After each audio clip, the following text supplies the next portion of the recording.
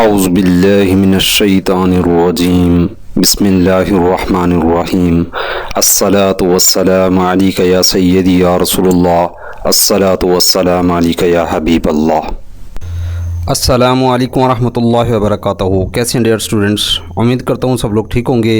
अल्लाह पाक जल्ला जलालहू सबको अपने हिफ्ज़ व अमान में रखे और सबकी गायबाना मदद अता फरमाए, आमीन या रब्बिल आलमीन। जी तो डियर स्टूडेंट, आज की जो वीडियो है बहुत ही इम्पॉर्टेंट वीडियो है, अच्छी तरह वॉच कर लीजिएगा, सुन लीजिएगा, इसका कोई भी पार्ट आप लोगों ने स्किप नहीं करना। आज की जो वीडियो है इसके अंदर स्टूडेंट्स की तरफ से पूछे गए बार बार सवालात ये आ रही हैं कि सर हमें ये बताया जाए कि इसमें पासिंग मार्क्स कितने हैं, पॉलिसी क्या है, क्या यूनिवर्सिटी ऑफ सरगोदा जो है किसी किस्म की कोई कंसेशन भी देती है कि नहीं देती, क्या जो है ये यूनिवर्सिटी टफ़ मार्किंग करती है या फिर जो है नॉर्मल मार्किंग करती है, आया कि इसमें एमए पार्ट 1 वाले जो है कितने पेपर छोड़ सकते हैं, इसी तरह पार्ट 2 वाले कितने पेपर छोड़ सकते हैं, और इस तरह से जो कंपोजिट वाले स्टूडेंट्स हैं वो कितने पेपर्स छोड़ सकते हैं और कितने पेपर्स दे सकते हैं। तो जवाब जानने से पहले आप लोगों से हम्बल रिक्वेस्ट है कि जो लोग इस चैनल पे नहीं हैं काइंडली चैनल को सब्सक्राइब करें, लाइक करें, शेयर करें, ताकि इस तरह की तमाम इन्फॉर्मेटिव वीडियोज़ सबसे पहले आप लोगों तक पहुँच सकें। जी तो dear student, university of Sargodha की तरफ से जो पॉलिसी तैयार की गई है उसमें जो है एमए पार्ट 1 वाले ज़्यादा से ज़्यादा 2 पेपर्स छोड़ सकते हैं और 3 पेपर्स हर सूरत में उन्हें पास करना होते हैं। अब जो इनके कुल पेपर हैं एमए पार्ट 1 के वो 5 पेपर हैं, इसी तरह एमए पार्ट 2 के भी जो है 5 पेपर हैं। कुल मिला के आप लोगों के 10 पेपर होते हैं। हर पेपर जो है 100 मार्क्स का होता है और हर पेपर में से कम से कम आप लोगों ने 40% नंबर लेना होते हैं, यानी 40 नंबर आप लोगों के आएंगे 100 में से, तो आप जो है उस पेपर में पास होंगे।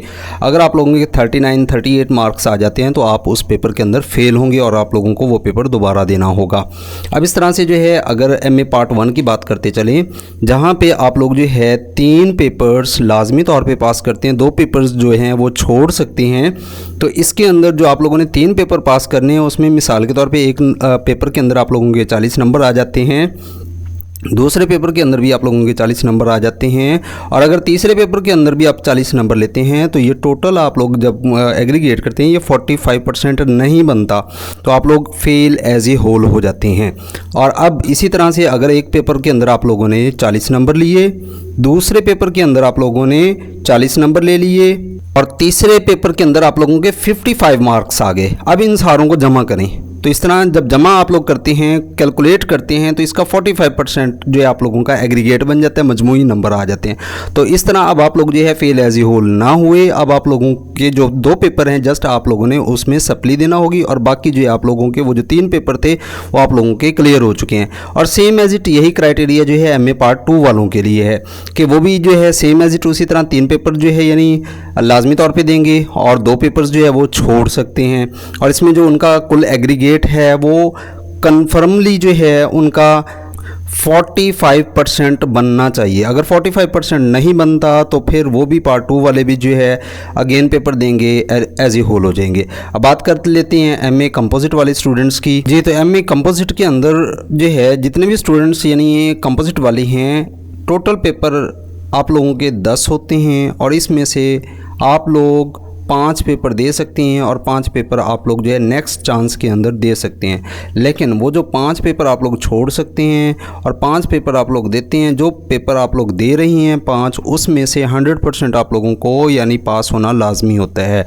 और उसमें जो आप लोगों का मजमूई तौर पे एग्रीगेट बनना चाहिए वो 45% बनना चाहिए। अगर 45% से आप लोगों के कम नंबर आ रहे हैं, कुल नंबर्स की मैं बात कर रहा हूँ, हर पेपर में आप लोगों के अगर मिसाल के तौर पे एक पेपर में आप लोगों के 40 नंबर आ रही हैं, दूसरे में आप लोगों के 45 आ गए, तीसरे में 42 आ गए, चौथे में 55 आ गए, 5वें में जो है आप लोगों के 60 मार्क्स आ गए। अब इन सारों को आप लोग जमा करें, कैलकुलेट करें। अगर ये टोटल आप लोगों के पास 45% बन गए तो आप लोग जो है फेल एज ए होल होने से बच जाएंगे। और अगर जो है आप लोगों के 45% नंबर नहीं बन रहे तो आप लोग जो है फेल एज ए होल हो जाते हैं और आप लोगों को दोबारा से कंपोजिट एग्ज़ाम के अंदर अपेयर होना पड़ता है और आप लोग जो है दोबारा से A to Z सारे पेपर देंगे।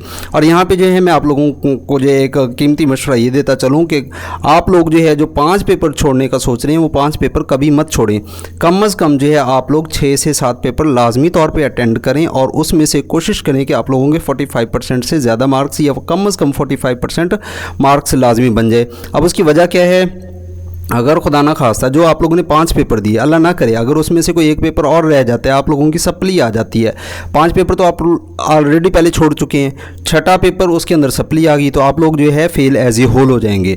और इसलिए जो है मेरा ये अदना सा मशवरा था। बाकी आप लोगों की अपनी मर्ज़ी है, जैसे मर्ज़ी आप लोग तैयारी करें, जिस हिसाब से मर्ज़ी जो है आप लोग एग्रीगेट बनाएं। अब बात कर लेते हैं कि यूनिवर्सिटी जो है सुनने में आई है कि ये जो टफ़ मार्किंग करती है, तो ऐसा कोई शेड्यूल नहीं है, ऐसा कोई सीन नहीं है। ये सिर्फ और सिर्फ स्टूडेंट्स के जहन के अंदर जो एक क्वेश्चन है कि ये जो है यूनिवर्सिटी टफ मार्किंग करती है। आप पंजाबी यूनिवर्सिटी को देख लें, आप अल्लामा इकबाल ओपन यूनिवर्सिटी को देख लें, वर्चुअल यूनिवर्सिटी को देख लें, BZU को देख लें, आया कि जो भी यूनिवर्सिटीज़ हैं आप सबकी मार्किंग देखें तो हर यूनिवर्सिटी वाले खुद रो रही होती हैं। और मैं यहाँ पर एक ही बात करता हूँ, hard working is the key of success.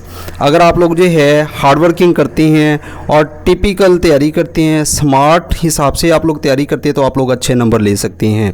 और जहाँ तक बात आ रही है यूनिवर्सिटी ऑफ सरगोदा की, तो यहाँ पे आप लोगों को एक रियायत मिलती है। अगर किसी भी स्टूडेंट के 5 नंबर रह रही हैं और सेकंड डिवीज़न नहीं बन रही तो यूनिवर्सिटी ऑफ सरगोदा उसे 5 नंबर खुद से देती है और उसकी सेकंड डिवीज़न बना देती है। इसी तरह से जो है अगर एक स्टूडेंट ऐसा है जिसके जो है फर्स्ट डिवीज़न के करीब पहुँचा हुआ है, उसके 2, 3 या 4 नंबर रह रही हैं या 5 नंबर रह रही हैं, तो यूनिवर्सिटी ऑफ सरगोदा जो है उसे 5 नंबर मज़ीद देकर उसकी फ़र्स्ट डिवीज़न बना देती है। तो डियर स्टूडेंट, ये थी आज की वीडियो। मुझे उम्मीद है कि आप लोगों के लिए काफ़ी ज़्यादा हेल्पफुल हुई होगी। तो जिन लोगों ने अभी तक चैनल को सब्सक्राइब नहीं किया उन सबसे हमारा रिक्वेस्ट है काइंडली चैनल को सब्सक्राइब करें, लाइक करें, शेयर करें। इंशाल्लाह नेक्स्ट वीडियो में होगी मुलाकात। अपना रखें ढेर सारा ख्याल। फ़ी अमानिल्लाह।